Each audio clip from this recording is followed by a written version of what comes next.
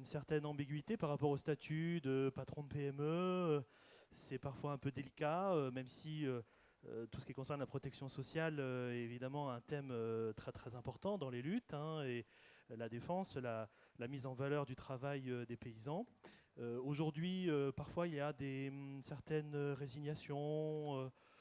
On est parfois un peu circonspect sur ces luttes, alors qu'elles amènent des victoires nombreuses et qu'il y a donc de nombre de chantiers pour les années à venir. Et donc nous avons ici deux intervenants spécialistes de ces questions, hein. Cécile Muret, qui est secrétaire nationale de la Confédération paysanne, et puis j'imagine Emmanuel Marie, qui ne va pas tarder, Qui ne devrait pas qui tarder. ne devrait pas tarder, hein, qui est lui membre de la commission sociale de la Confédération paysanne. Donc je vais laisser la parole, bien écoutez, à Cécile Muret, vu que Ouais, vous non, êtes non, là. mais j'attends Manu, c'est lui qui va Ah, c'est introduire. lui qui commence, Ouais, d'accord. Donc ouais. je vais échanger vos pancartes. Voilà, je meuble un peu, hein, fais un petit tour de passe-passe. Alors on va vérifier les micros. Je passe un truc. Je pense que c'est bon. Donc une remarque, hein, j'imagine qu'il y aura des questions à l'issue de la conférence. On peut dire, surtout quand vous posez une question, comme tout est enregistré, hein, c'est vraiment important, placez bien le micro contre le menton et puis inclinez-le un peu pour qu'on puisse bien entendre ce que vous dites, hein. Je l'appelle Sinon, pour. on aura un petit peu de mal à bien comprendre. Parfois, on place le micro un peu loin et puis, du coup, à l'enregistrement, c'est pas très clair. Donc, le micro posé sur le menton, un peu incliné, en général, on T'es où entend là? comme ça parfaitement. T'arrives? Donc, nous avons jusqu'à 15 heures, pardon, 16 heures, excusez-moi. Donc, à 16 heures, il y aura un autre débat sur mémoire de femmes jeunes et moins jeunes, hein, mémoire de jeunes femmes et de femmes un peu moins jeunes engagées. Mais pour l'instant, ce sont donc les paysans, les paysannes dans la lutte des classes. Monsieur Ah, ça y Marie, est, il arrive. le voilà. Bien, eh ben, on va pouvoir commencer. C'est parfait.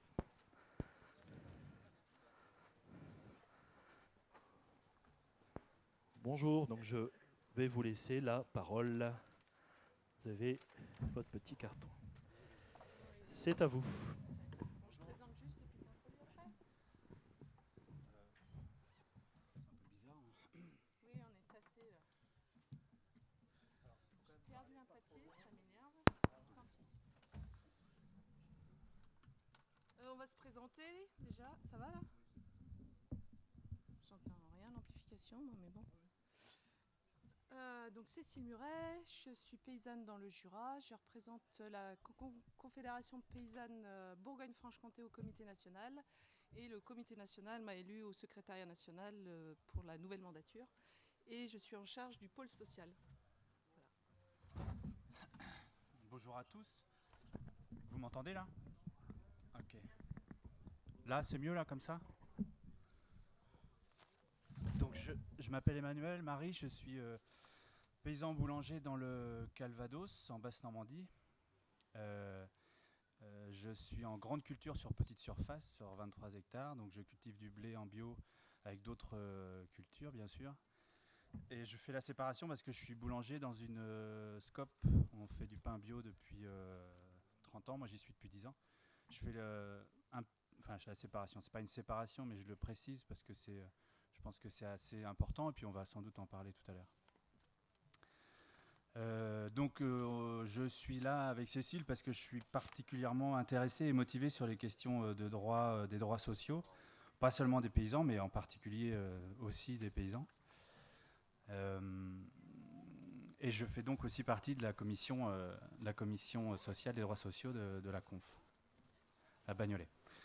On a choisi d'intituler ce débat-là les paysans dans la lutte des classes, sans doute et certainement parce que à la Conf, on a une lecture plutôt marxiste de la manière dont évoluent les choses. Et si je me trompe pas, alors j'ai pas lu le Capital, j'ai pas lu tout Marx.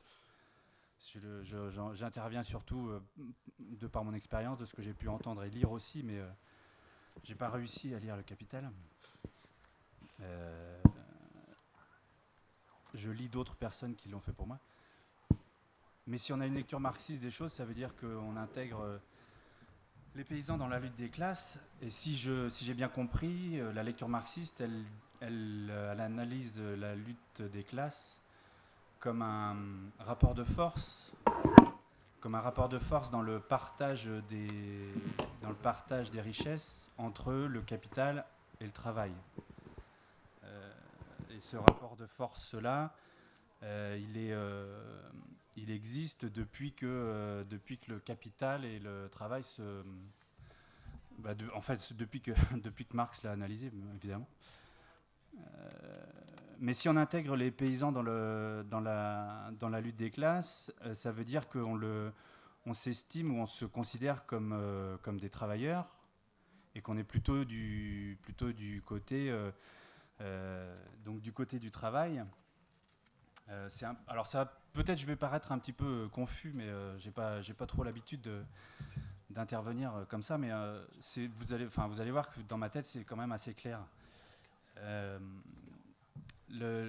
S'estimer plutôt du côté des travailleurs, c'est pas forcément. Enfin, moi quand je dis ça, je pense tout de suite à l'ambiguïté que vivent les paysans au quotidien en fait, et surtout les militants de la conf. C'est-à-dire que quand on s'estime plutôt comme un travailleur de la terre, enfin un travailleur en général, ça n'empêche que sur la ferme, à chaque fin d'année ou à chaque fin de bilan, on a une lecture assez, on va dire entre guillemets, capitaliste des résultats de la ferme. On est obligé de pas nécessairement de subir, mais de s'adapter à la lecture du bilan comptable de nos résultats, tout en militant et en s'estimant comme un travailleur. Donc ça, c'est une ambiguïté, une antinomie qu'on vit individuellement et qui peut certainement se résoudre, enfin se vivre sereinement, mais je pense qu'elle est quand même assez fondamentale dans notre réflexion et dans la manière dont on peut voir ou réclamer ou exiger des choses.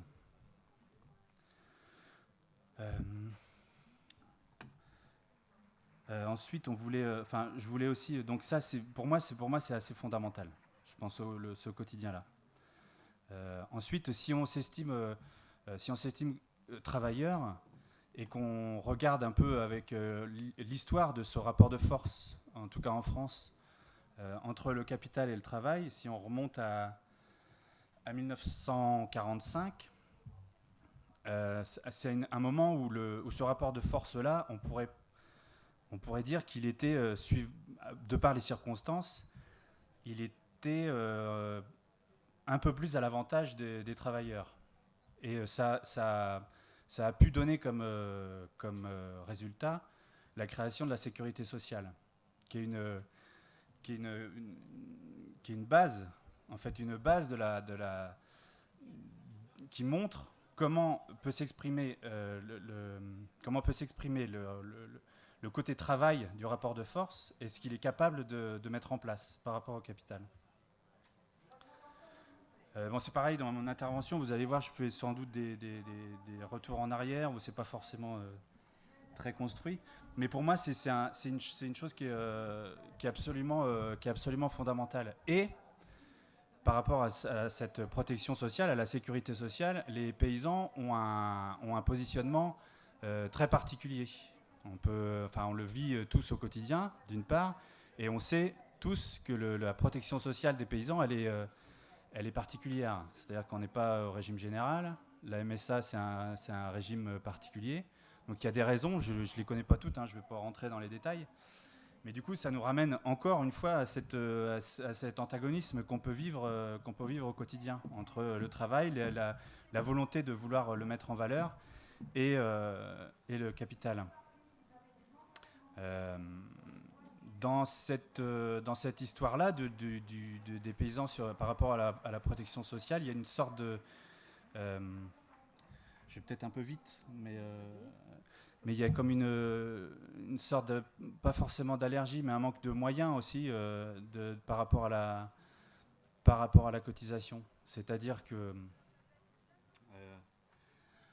comment je pourrais présenter ça ? J'avais tout ça très clairement en tête, mais là, du coup, au micro, c'est différent. Mais moi, je vois bien, personnellement, Au quotidien, cotiser, ça me plaît pas, ça me plaît pas plus que ça. C'est-à-dire que j'ai plutôt le réflexe d'éviter, les cotisations, mais qu'elles sont. Mais c'est aussi parce qu'elles me sont présentées comme étant des charges. Et si je me réfère à une forme d'agriculture économe et plutôt paysanne, on a plutôt. Alors je parle pas de réduire les charges sociales, mais la réduction des charges dans le travail, des charges opérationnelles par exemple, enfin ce genre de choses, c'est plutôt aller dans le bon sens. Sauf que réduire des charges sociales, ça veut dire réduire les cotisations. Réduire les cotisations, ça veut dire qu'on apporte moins au pot commun de la protection sociale. Mais ça, c'est le côté individuel, et qui a aussi une part de collectif. Ensuite, il y a cette part-là qui, naturellement, essaye de payer un peu moins, toujours un peu moins. Mais il y a aussi parce qu'on manque de moyens pour le faire.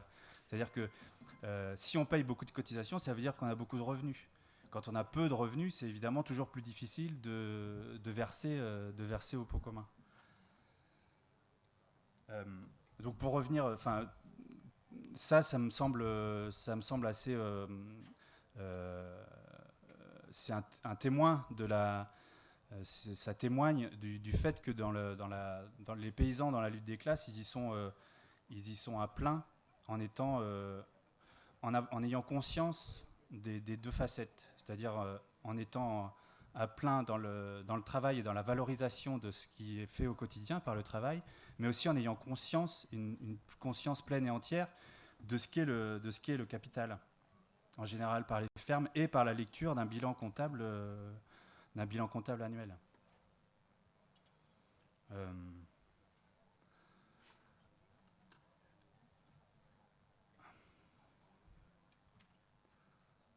Alors ensuite, la difficulté historique, c'est cette différence entre régimes sociaux. Donc il y a sûrement des raisons, des bonnes ou mauvaises, qui font que le régime social paysan est différent. Mais par rapport à cette différence, il ne faut pas qu'on oublie qu'aujourd'hui, même le régime général, il est attaqué de toutes parts et depuis très longtemps, quoi.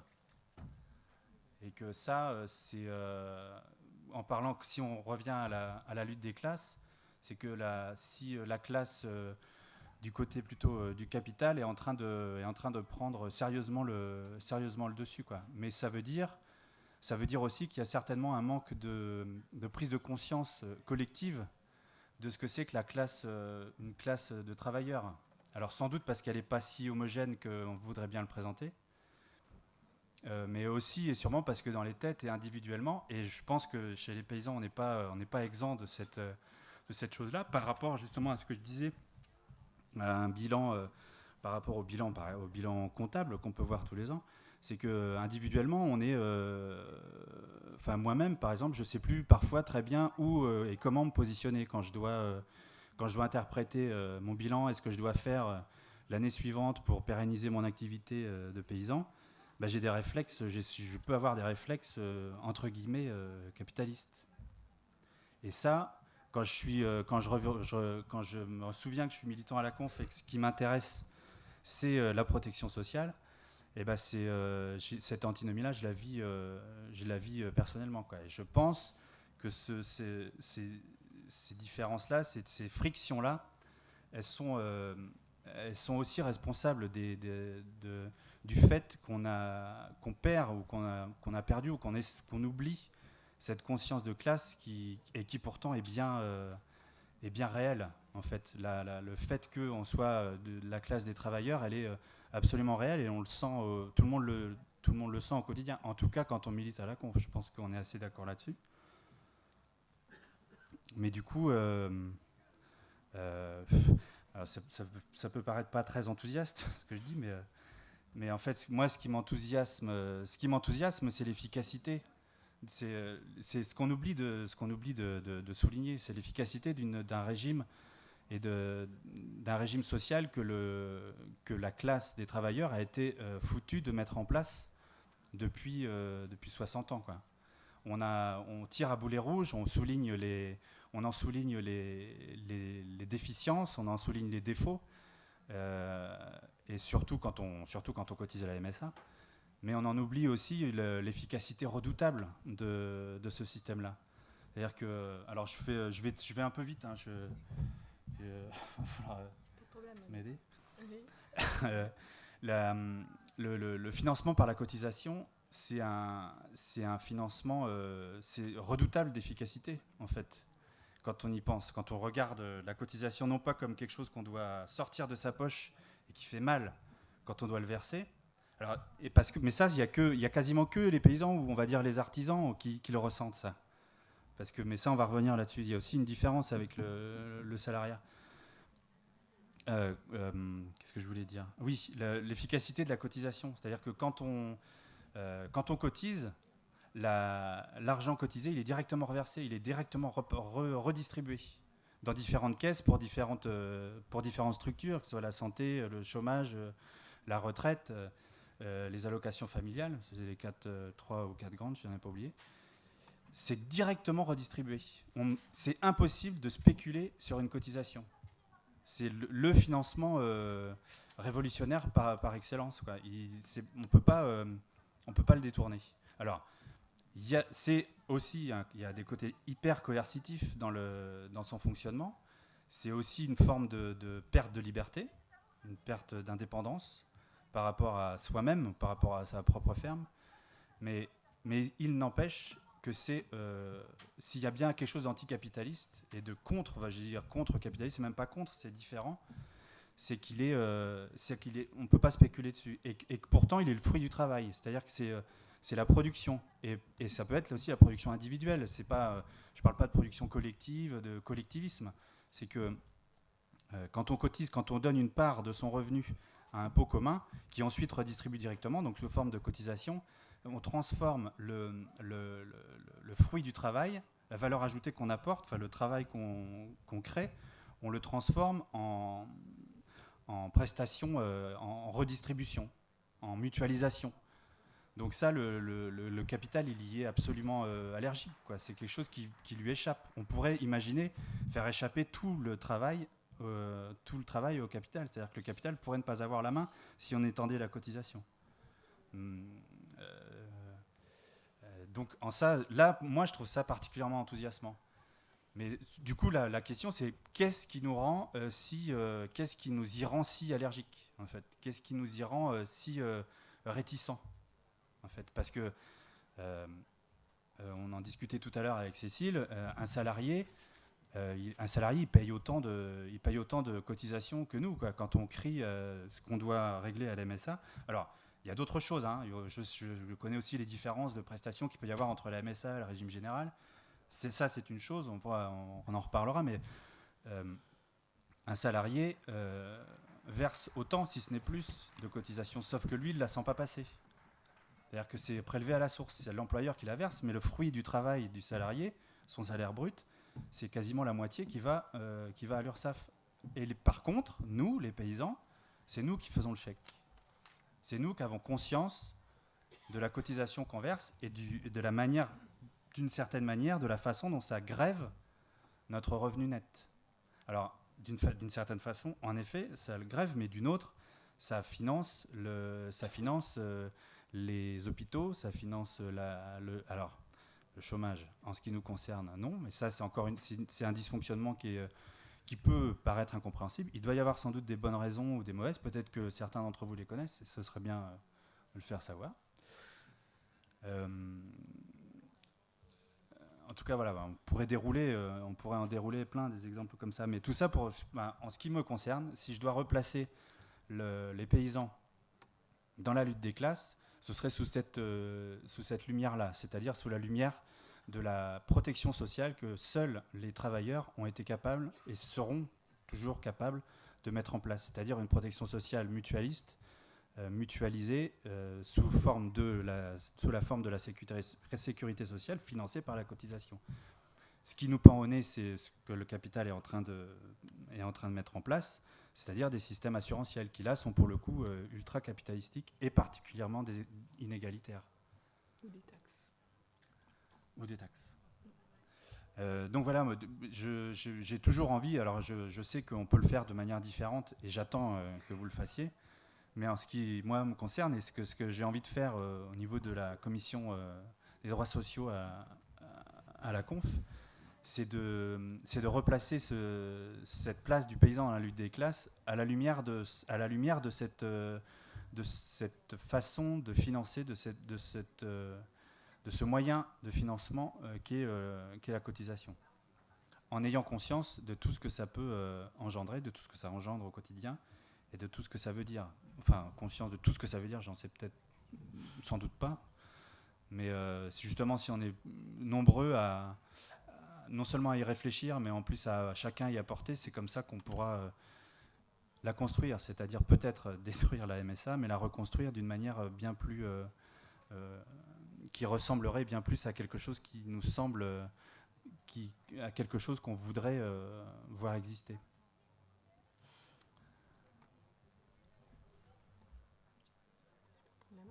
Oui. Moi, je vais recontextualiser la parole de Manu, plutôt du point de vue du travail qu'on est largement en train de mener et qu'on a largement porté au sein du rapport d'orientation de la Confédération paysanne, dans lequel on a mis en avant le droit au revenu des paysans. Et quand on y regarde bien, c'est assez rigolo parce que c'est quand même pour le coup, une revendication historique du monde des salariés, c'est d'avoir un salaire, une rémunération qui correspond au travail accompli. Et tout ça découle que si on a un revenu, on peut se permettre de contribuer au système mutualiste qui est révolutionnaire, comme l'a décrit Manu. Et le pendant aussi, tu parlais du chômage. Aujourd'hui, le chômage, il a été créé parce qu'il y a des gens qui sont privés d'emploi, or que c'est un droit constitutionnel, et que la Confédération paysanne ne peut pas revendiquer un droit au revenu sans revendiquer le droit au travail. Et je voudrais fortement lier la question, c'est pour ça que la question sociale est éminemment au sein de la conf liée à la question foncière aussi, c'est notre premier outil de travail. Et que ça veut dire que quand on travaille sur le revenu des paysans, on travaille sur la mutualisation de nos moyens, le partage de la valeur ajoutée, la solidarité entre les malades, etc., les vieux, et j'en passe les meilleurs. Et le pendant, ça nécessite de partager le travail pour qu'il n'y ait plus des gens privés d'emploi. Bon, alors là, on va parler du champ de l'agriculture. Mais ça veut dire qu'il faut commencer à imaginer, je ne vais pas revenir sur Comté, c'est largement revenu hier, mais très concrètement, je pense que la Confédération paysanne de Bourgogne-Franche-Comté doit porter le discours de la limitation de la taille des fermes pour limiter, je donne cet exemple parce que pour limiter l'investissement en capital matériel sur les fermes, qui remplace les hommes et qui intensifie la production sur les structures aussi, et détruit notre produit, et puis du coup permettre, limiter la capitalisation et du coup permettre et faciliter l'accès aux métiers de nouveaux paysans sur, là c'est le Comté, mais ça pourrait être de manière générale, puisque en plus, pourquoi je parle d'investissement matériel, on a une grande difficulté aussi du versement de la cotisation en agriculture et ailleurs d'ailleurs, en ce qui concerne le monde entrepreneurial. C'est les niches fiscales qui permettent de désocialiser finalement une partie du revenu dans des investissements matériels.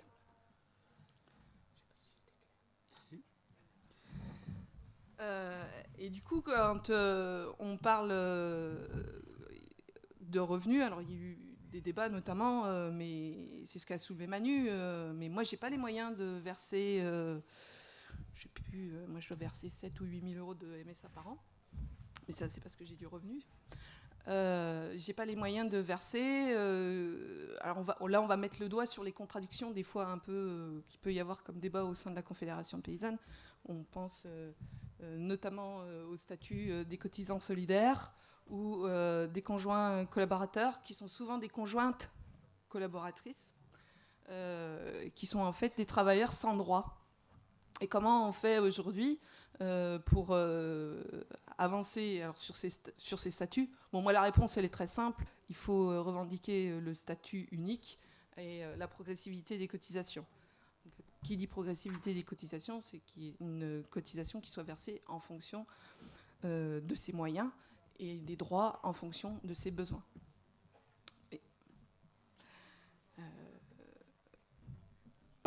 Par provocation, et c'est marrant parce que c'est l'atelier femmes après, et je pense qu'on donnera la parole à la salle, les conjointes collaboratrices, parce que manifestement, massivement c'est des conjointes, 50 ans d'exploitation patriarcale.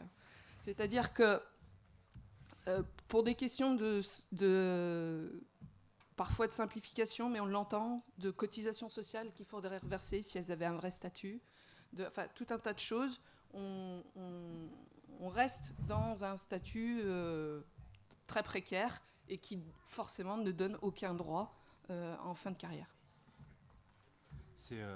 On parlait du coup de la classe sociale des travailleurs en règle générale. C'est un exemple de l'hétérogénéité de cette classe-là, si tant est qu'elle existe, et dans laquelle il y a particulièrement des inégalités assez criantes. C'est-à-dire que non seulement, à la lumière de ce que vient de dire Cécile, si on s'estime travailleur, mais à l'intérieur de cette classe-là, il y a encore on va dire, entre guillemets, des sous-travailleurs qui n'ont même pas de statut et qui seraient heureux d'avoir un statut, le statut social d'exploitant agricole de la MSA, qui n'accèdent même pas à ce statut-là. Du coup, ça me rappelle une intervention au Congrès l'année dernière à Musillac, où il y a eu une motion qui a été proposée par un département et qui a été refusée. En fait, c'était la motion du droit au revenu, et où j'ai eu l'impression que les personnes qui ont réussi à faire pencher le vote pour refuser cette motion-là, la motion réclamait un droit au revenu pour les paysans. Non, c'était sur les 1 500 €. Oui, voilà, 1500, un droit au revenu de 1 500 €. Mais j'ai eu l'impression dans le débat qu'il y avait eu une sorte de confusion entre le droit au revenu et l'injonction au revenu. C'est-à-dire qu'en réclamant un droit au revenu d'un tel niveau, on n'oblige pas tout le monde à atteindre ce niveau de revenu. C'est-à-dire que les gens qui réagissaient disaient « Moi, si je veux gagner que 800 € par mois, c'est mon problème. J'ai pas besoin de plus. J'estime qu'on doit pas courir. L'avenir, c'est pas la course à la croissance, c'est pas la course à plus de revenus.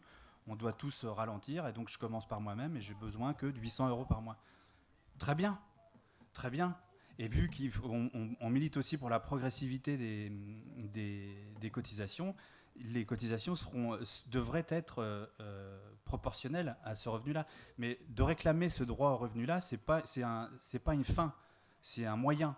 C'est-à-dire qu'en ayant ce droit au revenu et de l'intégrer dans des revendications encore plus fortes que des simples revendications syndicales, mais de l'intégrer dans une constitution, c'est pas, même si parfois ce qui est intégré dans les constitutions, c'est pas nécessairement appliqué, mais dans une loi, ça serait déjà pas mal, voilà. C'est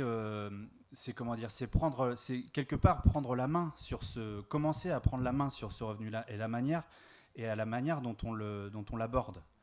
Je ne sais pas si je suis bien clair, mais en tout cas, c'est ce que disait Cécile, ça me faisait penser à ça. C'est-à-dire qu'on ne peut pas réclamer, en quelque sorte, on ne peut pas réclamer des cotisations sans avoir un droit au revenu. C'est-à-dire que pour cotiser, il faut avoir du revenu. C'est indispensable. L'un ne va pas sans l'autre. Mais il ne s'agit pas de dire tu dois gagner tant. Il s'agit de dire qu'un revenu... je ne sais pas trop ce qu'il s'agit de dire, en fait. Mais en tout cas... On va passer la parole. Ouais, vous allez nous aider. En tout cas, c'est pas moi, j'ai pas vécu, je vis pas le droit au revenu comme une injonction comme m'obliger à gagner tant, quoi. C'est pas ça. Là-bas. Parle fort. quand même rappeler que la problématique du monde agricole, c'est qu'on a des cotisations forfaitaires et des cotisations minimum qui sont sans regard par rapport aux revenus qu'on a effectivement. Et c'est là qu'il y a une distorsion qui est inacceptable. Parce que quelque part, quand on gagne beaucoup, il y a des systèmes qui peuvent même plafonner la cotisation. Et quand on gagne pas, on considère que malgré tout vous avez gagné un minimum et donc des fois les gens qui ont les plus petits revenus se retrouvent à devoir des cotisations de l'ordre de 50 voire 60 ou 70% de leur disponibilité. Et qui sont proportionnellement plus importantes que celles des gros revenus. Ouais. C'est là qu'il y a un problème. Oui, oui. Alors c'est absolument, c'est pas du tout. Il y avait d'autres personnes?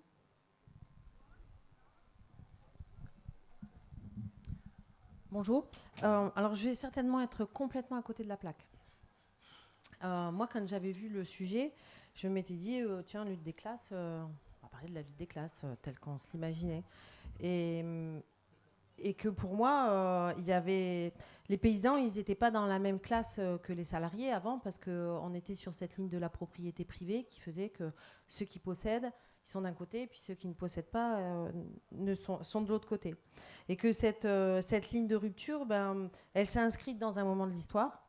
Aujourd'hui, on sait très bien du côté du monde paysan que la question de la propriété privée est une question qui relève du rêve pour certains. Et donc je me dis qu'il y a quand même une relecture à faire du jeu, parce que les cartes sont plus du tout les mêmes, même depuis 50 ans. Et que donc il y a une répartition des compétences, enfin il y a une répartition des cartes à refaire. C'est plus les figures d'un côté et puis les points de l'autre. Pour moi, il y a une ligne de répartition qui est qui s'accapare la terre, qui s'accapare la finance, puis qui ne peut plus avoir ni de la terre ni de la finance. Qu'on soit salarié, individu pour pouvoir se loger, ou qu'on ait le droit à avoir un minimum de revenus, mais qu'on soit à la fois salarié, et où on a vu qu'il y a 15% qui part sur la rémunération des investisseurs ou du capital, et qui ne rentre plus sur la question du salaire comme ça rentrait avant. Et donc, je pense que il y a vraiment intérêt à revoir une lutte par rapport à un choix de société, ce dont on parlait ce matin par rapport à un autre atelier, et qu'il y a ceux qui pensent à une société, puis il y a ceux qui pensent à une autre société. Et que pour moi, la lutte des classes, elle se remet là-dedans, et qu'on pourrait facilement se réassocier à la fois entre différents milieux d'activité, et pour lutter ensemble contre ceux qui veulent notre disparition ou notre extermination, mais qu'on soit simple salarié ou paysan. Parce que pour moi, la ligne, elle est, il y a deux camps. Et puis la dernière chose, je pense qu'il faut parler d'un revenu, pas tant monétaire, mais un revenu qui soit en lien avec l'intérêt de l'activité. Il y a des gens qui font de la merde aujourd'hui et qui gagnent un paquet de thunes, et que ça, c'est pas possible. Et qu'il y a des gens qui font des choses utiles à la vie, et qui gagnent plus rien. Et je pense qu'il y a une revendication. Le revenu, pour moi, il n'est pas tant à revendiquer tout de suite par rapport à du monétaire, parce que alors là, ça cristallise toutes les tensions, mais il est bien à revendiquer par rapport à la nature de l'activité. Bon, voilà. Moi, je vais juste réagir sur la fin de ton propos qui me fait hérisser un petit peu le poil, mais c'est peut-être un peu provocateur. On ne peut pas penser, donc évidemment la Confédération paysanne, elle a aussi un projet de transformation sociale et pour le bénéfice de toute la société sur l'agriculture, hein, je ne parle pas d'autre chose. Et du coup, on ne peut pas penser la transition agricole puisqu'il va falloir faire évoluer l'agriculture productiviste vers une agriculture paysanne. Et qu'on ne peut pas concevoir cette transition sans rémunérer les paysans qui sont aujourd'hui pieds et poings liés, même quand ils font du poulet industriel. Donc, et c'est le premier, enfin, de mon point de vue, mais après ça c'est un débat même interne à la Confédération paysanne, hein, il faut du revenu pour tous les paysans, et puis après il faut des politiques agricoles qui fassent en sorte qu'on porte la transition agricole pour avoir une agriculture plus vertueuse. Voilà, là on sort un petit peu du sujet, mais... et par rapport... est-ce que les paysans... c'est ce que soulevait Manu sur le dilemme. Pour l'instant encore, les paysans possèdent, de manière générale, leurs moyens de production. Pas forcément la terre, ce qui est un peu différent. Mais pour l'instant, ils possèdent encore leurs moyens de production. Mais en même temps, ils sont aussi dans des postures de subordination vis-à-vis de leurs acheteurs. Et c'est ça qui est très... c'est là où d'ailleurs, on rentre dans le rapport de force, et c'est là où d'ailleurs les paysans sont dans la lutte des classes, puisqu'il y a bien un problème, il y a bien des soucis de rapport de force, et qu'on est en situation de faiblesse vis-à-vis de nos acheteurs. Voilà, c'est tout ce que je vais ajouter pour l'instant. Non, moi j'ai pas eu l'impression que tu étais à côté de la plaque dans le début de ton intervention. On pourrait presque... Quand tu parlais de la terre, de l'accès à la... oui, c'est ça, de l'accaparement. Si tu le remplaces juste terre par outil de travail, on est complètement là-dedans, quoi. Il n'y a pas de... Sans pour autant... est-ce que c'est une réduction? Est-ce que c'est réduire le terme et ce que ça représente? La terre est un simple outil de travail. Moi, j'aurais bien envie de le faire, parce que... alors je sais pas si c'est provocateur, mais c'est peut-être un peu facile aussi ici de le dire. Je veux pas subir des assauts en le criant à la conf, en disant que la terre c'est un outil de travail et qu'il doit être considéré que comme un outil de travail et pas comme un outil de spéculation. Mais voilà, une fois ça dit, est-ce que moi-même je n'ai pas en tête de spéculer un peu sur les 23 hectares que j'exploite, et si je pouvais les acheter pour les revendre plus cher à la fin de ma carrière? Est-ce que j'ai pas ça un petit peu au fond de moi quelque part, hein, peut-être? Et du coup, ça, je pense que ça empêche, ça doit certainement empêcher de se dédier à 100% à la cotisation. Oui, Jean Ferrette, professeur de sciences économiques et sociales. C'est un peu ce titre-là que j'interviendrai.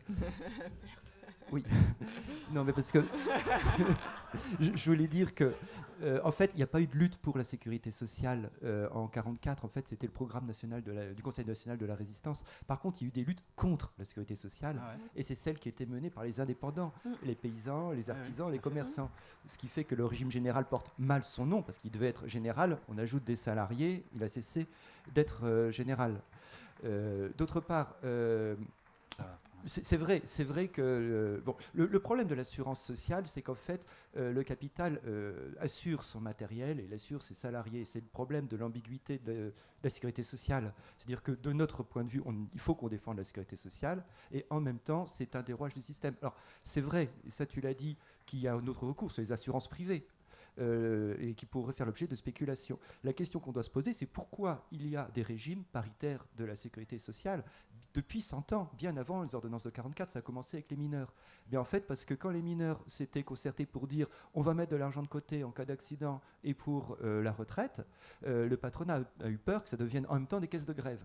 Et c'est pour ça qu'ils ont dit non, vous inquiétez pas, on va prélever directement à la source et puis on va mettre ça sur une caisse qu'on gérera nous-mêmes.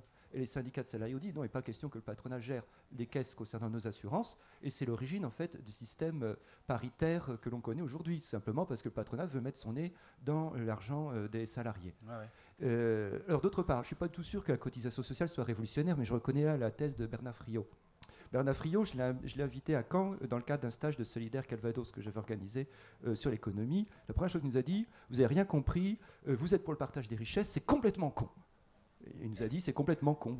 On était content d'apprendre que celui qu'on avait invité, au bout de 5 minutes, nous dit qu'on était complètement con. Moi, c'était sincère, c'était clair, parce qu'on avait des affiches partage des richesses partout. Et en fait, je me souviens qu'à l'époque, en 2010, Thomas Piketty, économiste, et puis quelques autres, avaient fait remarquer que le revenu national net en France, partagé entre tous les Français de 15 ans et plus, c'était tout de même 2 800 € chaque mois. Ce qui refait reconsidérer les choses, parce que vous avez les retraités, vous avez les malades, vous les handicapés, c'est-à-dire qu'en fait, on paye tout à travers ça. Alors je voudrais revenir sur le sujet parce que c'est la lutte des classes. Et dans son livre, donc je pensais qu'on partait du livre d'avril 1970 de Bernard Lambert, dans lequel il disait, en fait, le paysan travailleur libre, c'est une illusion. C'est une illusion parce qu'il subit ses approvisionnements, parce qu'il subit ses débouchés et parce qu'il est endetté parfois toute sa vie. Donc en fait, il n'est jamais réellement libre. Donc la question, c'est pourquoi ça existe tout de même, cette illusion. En fait, ce qu'il faut comprendre, et c'était pourquoi Bernard Lambert, d'ailleurs, s'est fâché avec la majorité du monde paysan à ce moment-là, et c'était le moment de la rupture, ce qui disait que finalement, les intérêts des paysans étaient les intérêts des ouvriers, ce qui n'était pas évident parce que les paysans parfois se retrouvaient en situation de patron à travers les coopératives. Mais il faut comprendre que du point de vue de l'entreprise capitaliste, les paysans c'est vachement bien parce qu'ils prennent le risque des fluctuations du marché, des fluctuations du prix, ils assument eux-mêmes l'investissement, ils décident de rien et en plus le droit du travail ne s'applique pas à eux, donc ils peuvent travailler 7 jours sur 7 toute la journée. Donc c'est vachement mieux qu'un salarié. Et en fait c'est rien d'autre le régime paysan que le régime des artisans au 19e siècle avant la grande industrie. Merci beaucoup. Tu remarqueras que tu es passé du passé en parlant de Bernard Lambert, à l'époque de Bernard Lambert, au présent, aujourd'hui, en parlant de la situation du passé. C'est-à-dire qu'il n'y a pas grand-chose n'a changé, voire a évolué dans le mauvais sens, dans ce que tu décris. Donc oui, bah, tu peux venir là. Non, mais c'est bien. Il y a d'autres... Allez-y, on est pour échanger. Oui, bonjour. J'aurais une première question. Ça consiste, le fermage. Le fermage, ça a été considéré à une époque comme une avancée. Mais maintenant, on peut le voir, je ne sais pas, le professeur d'éco pourra peut-être confirmer, comme une rente du propriétaire qui, parce qu'il a des terres, s'enrichit sur le dos du locataire, quoi, du fermier. Est-ce que c'est une revendication de la Confédération paysanne d'abolir le fermage pour remplacer ça par quelque chose de mieux, de préférence, hein? Ça, c'est ma première question. Elle va revenir. Ah ouais. Alors, à la Confédération paysanne, on souhaiterait, mais alors là, ça va être un peu technique pour ceux qui connaissent le statut du fermage, mais jusqu'à preuve du contraire, le prix des loyers en France est contrôlé par l'État, enfin, par la profession agricole et l'État. D'ailleurs, c'est tombé au mois de juillet. Cette année, les fermages vont baisser de 3%. Ils vont baisser de 3% parce que les paysans, en 2016, n'ont pas de revenus. Donc, il y a quand même un contrôle du prix des fermages en France. Bien sûr, ça reste des rentes. Après, c'est pas non plus une spéculation éhontée selon les départements, hein. Ça va dépendre. Les fermages vont varier selon les départements. Mais par contre, le statut du fermage est une véritable victoire à l'époque de sa création entre les fermiers, donc exploitants des terres, et les propriétaires, où on a rééquilibré très grandement le rapport de force entre les usagers de la terre et les propriétaires. Et c'est à peu près le seul endroit dans le droit en France où le droit de propriété est quand même un minimum taclé parce qu'on a un droit d'usage qui est au moins à égalité avec le droit de propriété, avec le statut du fermage. Après, il a des défauts, notamment le droit de préemption du fermage, qui est très intéressant quand il y a une vente, le fermier est prioritaire, sauf qu'on pourrait s'interroger jusqu'à quelle surface doit-il être prioritaire. C'est-à-dire que il y en a qui sont prioritaires, même s'ils ont 600, 1000, 1200 hectares, parce qu'ils sont prioritaires puisqu'ils sont fermiers. Après, il faudrait peut-être s'interroger, c'est jusqu'à quelle surface on est prioritaire sur le droit de préemption dans le cadre de la vente. Mais là, ça devient très technique, donc je ne vais pas rentrer là-dedans.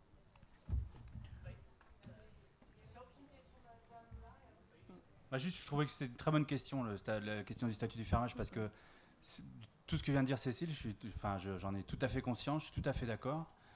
C'est très difficile de se poser la question même en interne à la conf parce que c'est une vraie protection.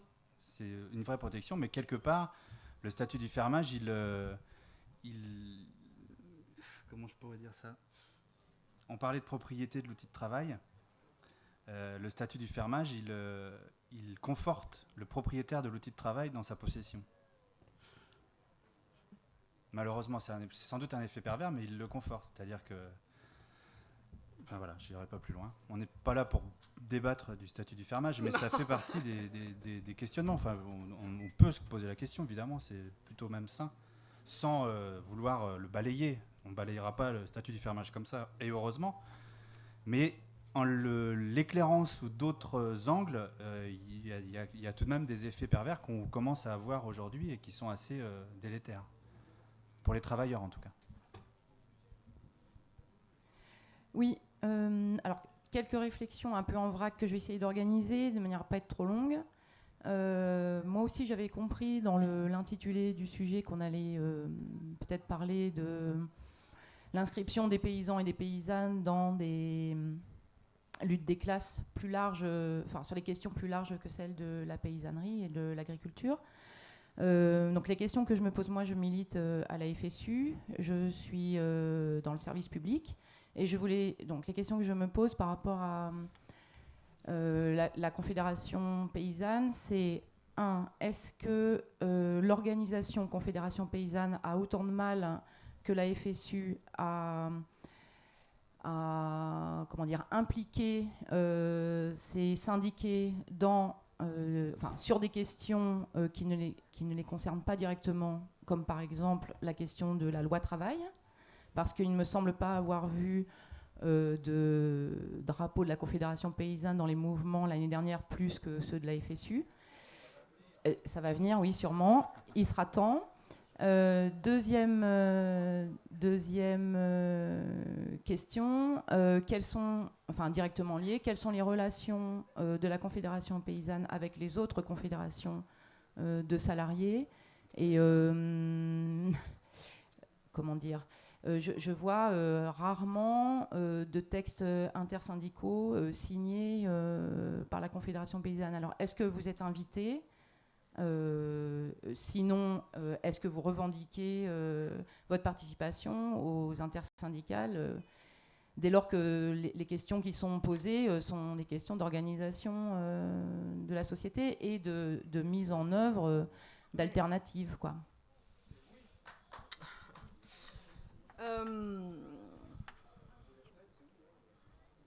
Par rapport au mouvement, je n'ai pas tout noté. Il y a l'implication des syndiqués, c'est ça déjà, et les syndiqués sont-ils tous militants ? Il y a un peu cette question-là. Et après, il y a une autre question, alors là c'est éminemment plus politique. Quelle place de la Confédération paysanne dans les mouvements sociaux ? Plus spécifiquement, pas là en l'occurrence, les mouvements de spoliation des droits des travailleurs. Alors, il y a eu, au moment de la loi travail, il y a eu un fort débat, je me souviens très bien, au comité national. La conf doit-elle prendre parti officiellement dans la lutte contre les lois travail ? Il y a eu un très long débat. Et la Confédération paysanne a politiquement soutenu la lutte. Et d'ailleurs, vous pourriez retrouver le texte de soutien de la lutte à ce sujet-là. Et puis, nous avons un comité national incessamment sous peu au mois de septembre. On va redébattre de ce sujet du fait de l'actualité sociale qui va être chaud bouillante, en tout cas on l'espère, à la rentrée de septembre. Mais c'est marrant parce que j'ai répondu à cette question ce matin sur un autre atelier. C'est un sujet délicat en interne à la Confédération paysanne parce que nous sommes quand même un syndicat, on est anticorporatiste, mais il faut quand même qu'on se préoccupe aussi des spoliations de la paysannerie et c'est pas forcément facile d'expliquer au monde paysan que la conf soutient les luttes sur la loi travail parce que y a une incompréhension, après c'est peut-être un manque de culture politique ou je ne sais quoi, mais il y a une incompréhension et surtout et là on revient à un autre sujet. Le monde paysan n'a pas compris qu'il faisait partie des spoliés. Et que, alors là, pour le coup, c'est un vieux slogan, tous ensemble dans la lutte des classes.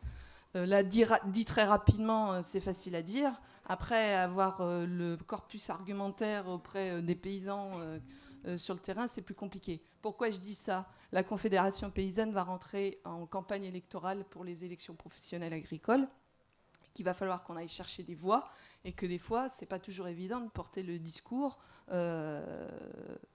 bien à gauche de transformation sociale de la Confédération paysanne, et du coup d'être dans la convergence des luttes avec les autres syndicats. On peut l'expliquer, je donnais l'exemple ce matin, quand la Confédération paysanne revendique des organisations de producteurs pour rééquilibrer le rapport de force entre les producteurs, en l'occurrence de lait, et leurs acheteurs, et là on les revendique par bassin de production, c'est pour rééquilibrer le rapport de force. Aujourd'hui, ces organisations de producteurs sont en interne des acheteurs. C'est-à-dire qu'il y a un groupe qui fournit Lactalis de Tataouine, et il n'y a qu'un syndicat de producteurs de ce groupe qui fournit Lactalis chez Tataouine. Du coup, le rapport de force est complètement déséquilibré. Et c'est finalement la même lutte qui est portée, enfin ce que Macron veut détricoter. C'est exactement la même lutte de faire sauter les accords de branche et qu'il n'y ait plus que des discussions au sein même des entreprises. C'est la même lutte. Je ne sais pas s'il y a d'autres interventions. Moi, je ne serais peut-être pas tout à fait d'accord avec Cécile quand elle dit que les paysans... comment tu as dit ça ? Que les paysans n'ont pas... C'est pas qu'ils n'aient pas compris, mais... n'ont pas la conscience. Ouais. Je pense qu'on en revient à l'ambiguïté qu'on vit quotidiennement, personnellement, en fait, entre le...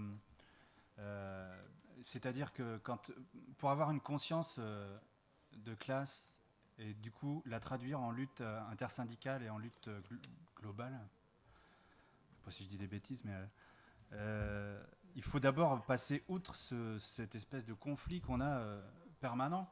Enfin, je force peut-être un peu le trait, mais peut-être pas tant que ça, hein. Ce conflit permanent qu'on a entre le fait de vouloir mutualiser nos moyens, le résultat de notre travail, etc., et celui d'avoir une lecture de nos résultats économiques, particulièrement comptables.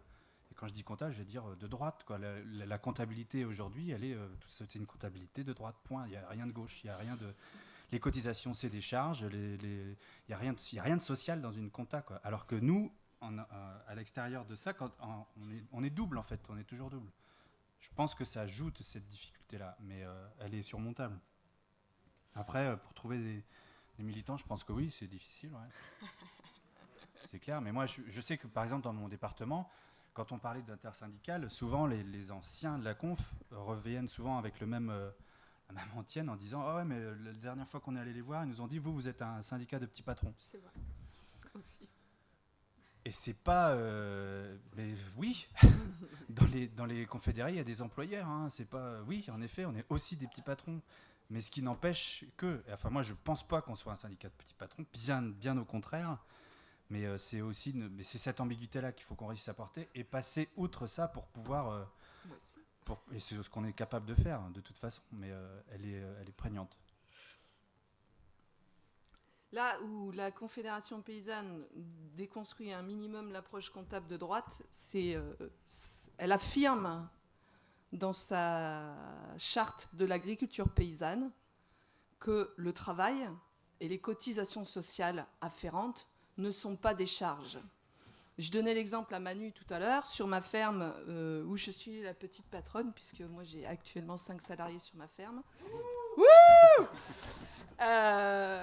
puisque je produis, j'ai pas dit tout à l'heure, mais je fais des légumes et que le légume, ça fait partie des secteurs d'activité qui demandent beaucoup de travail des hommes et des femmes et qu'on ne peut pas tout remplacer par des machines. Qu'est-ce que je voulais dire ? Et oui, et si je calcule l'efficience économique autrement, au regard de l'agriculture paysanne sur ma ferme, j'ai 80% d'efficience économique. C'est-à-dire que l'efficience économique, alors là c'est un peu technique, c'est la valeur ajoutée sur le chiffre d'affaires. Et si je rajoute à la valeur ajoutée... On va terminer d'ici 2 minutes. Hein. C'est très brutal, mais il y aura aussi une coupure d'électricité bientôt. Voilà. Donc je vous le dis, ça va se faire de soi-même. Le son va s'arrêter, la lumière aussi. Donc il faut vraiment terminer. Et puis ensuite, continuer le débat à la Fabrique du Futur, hein, au centre de la Prairie. Vous avez un espace qui est dédié à la poursuite des débats. Hein. On sait que c'est frustrant, mais on a un autre atelier qui va commencer à 16h, c'est-à-dire maintenant. Et donc, on doit malheureusement vous demander de laisser la place à l'atelier suivant. Donc, je vous laisse terminer. Et puis, oui, donc voilà. Je refaisais juste le lien avec l'agriculture paysanne. Et qui dit que le travail et la rémunération du travail ne sont pas des charges. Et sur ma ferme, c'est juste pour éclairer. Si je rajoute, c'est-à-dire les rémunérations de moi et mon associé et de mes salariés et les cotisations sociales de tous ces travailleurs, si je les rajoute à la valeur ajoutée, ça donne 80% d'efficience économique. Si je les enlève, je tombe à 30%. Voilà, et c'est une lecture différente, c'est une lecture comptable, mais agriculture paysanne. Voilà, c'est tout. C'est comme ça qu'on gagne. Et on lâche rien.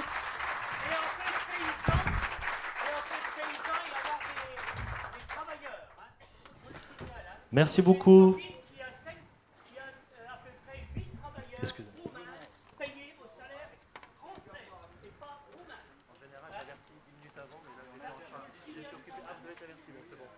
Très bien, bon alors, ma collègue l'a fait.